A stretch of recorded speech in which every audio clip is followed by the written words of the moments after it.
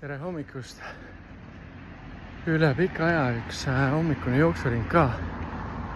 Kell on 7:02. Päike tõuseb, tulin siia rannatsooni.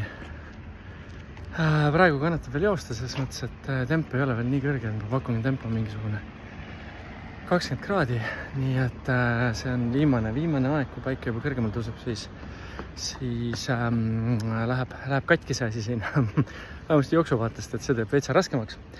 Aga üks mõte täna hommikusse, mida ma tahan jagada ja iga päev tuleb küsimusi üliägete küsita, et mis on kõik peamised põhjused, miks Küpros ja miks kolimine ja kõik muu. Siis üks hästi oluline põhjus minu jaoks on energia, eluenergia ja ma töötan sellises valdkonnas, kus ma pean päris paljusid inimesi veenma ja tiimidega tegelema ja tiimidele energiat andma.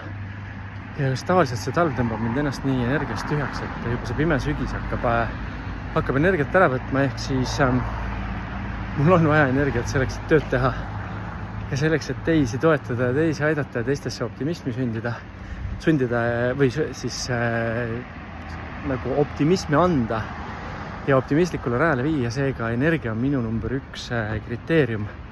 Ja päikese käest saab paratamatult lihtsalt saada energiat ja suudad seda ka teistele edasi anda. Ehk siis see oli minu esimene põhjus, miks Küprosele tulla. Tšau, näeme!